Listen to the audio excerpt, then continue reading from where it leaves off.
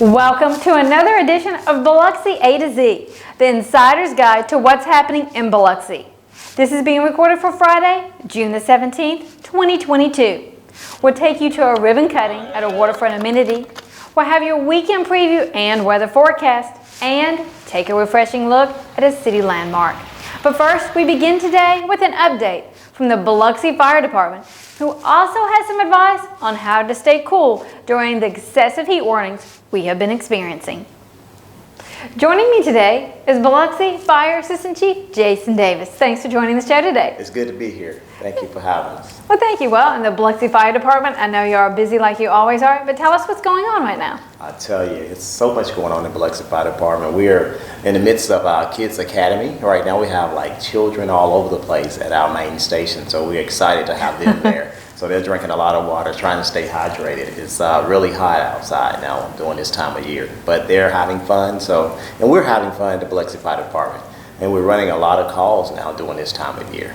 Oh, I bet you are. And in addition to the fire calls, y'all do answer a lot of medical calls. We do. A high percentage of our calls now have changed from fire calls to medical calls. So we run many medical calls now. I would say we're up there close to 80% or more of our calls are medical versus fire. But we're very equipped. We have paramedics and EMTs. Even to come on to Biloxi Fire Department now, after your first year, you have to be a nationally registered EMT. So medical is very important to us because that's the majority of our calls now.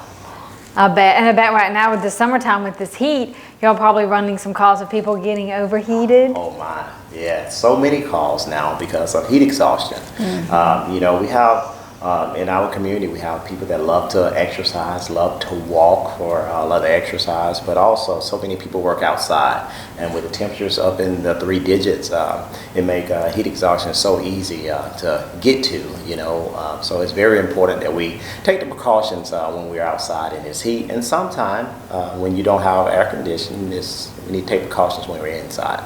That's right. And what are some of those tips that people can do to stay cool? Well, it's always very important to drink plenty of water, stay hydrated.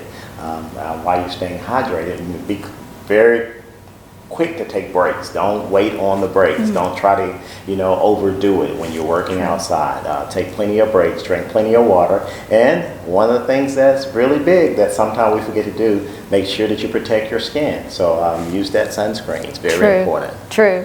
When an animal lover like I am, it's also important to remember pet safety, such as the concrete in cars. Yeah. It's so important. We have to get that call when children are locked into vehicles sometimes. So remember your pets, remember your children, remember the elderly. It's very important that we keep check on them because they'll be trying to just tough it out sometimes. But it takes a village sometimes to make sure everybody is safe. And we want to make sure everybody practice that heat safety. That's right. You don't want them to have to call the fire department for one of y'all to go out there and rescue them. So yeah. Exactly. So keep your pets cool, you stay cool, but also remember, drink plenty of water, take plenty of breaks, and enjoy this wonderful weather we have in South Mississippi. Thank you very much, Jason. Good to be here. Thank you. Thank you. All right, Chief. Earlier this week, the ceremonial ribbon was cut at the Bayview Walkway. Here is what Mayor Andrew Fofo Gillage said Tuesday morning after the event. Sum it up, it's a great day for Back Bay and Back Bay in Biloxi, and so this is what it's all about. The experience that we once had is back again and even in a better mode. So we're really excited about everybody here and appreciation. I just heard a little bit about some of the things we can do, like weddings and other things under this pavilion. So it is certainly a great day. What are the possibilities of another project like this in the works? Well, we've got 55 miles of opportunity to do something like that. We're finishing up the nuts and bolts of the main boardwalk on between Oak Street and Small Craft Office. So that's on the radar. Everything's possible. Also this week, the Community Market Festival Series returned with dozens of market vendors, live entertainment, giveaways, and more. The first of 4 scheduled for this year took place on Tuesday at the corner of Howard and Hopkins. Check out this flyer to see the full list of this year's festival dates and times. The Biloxi Community Market is open Tuesdays and Thursdays beginning at 6 a.m. The vendors will be on site until no later than 4 p.m., but they may leave early because of the weather. The Biloxi City Council held a regular scheduled meeting earlier this week at Biloxi City Hall. To see a recording of the Tuesday afternoon meeting, visit the city's website at biloxi.ms.us and click on the YouTube tab on the top of the city's website. Then click here. The Council's next scheduled meeting and last meeting of the month is set for Tuesday at 1:30 p.m.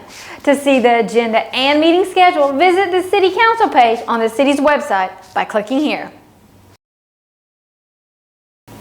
As of June 15th, the Health Department reports more than 950 new cases of the virus statewide in a 24-hour period.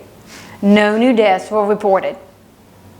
As for the Harrison County numbers, the Health Department reports that as of June the 12th, more than 350 new cases of the virus were reported over a 7-day period with no new deaths. For more information about vaccinations, links to appointments, and safety protocols, visit the city's website at biloxi.ms.us, or you may call the Mississippi COVID-19 hotline at 877-978-6453 to schedule a COVID-19 vaccination.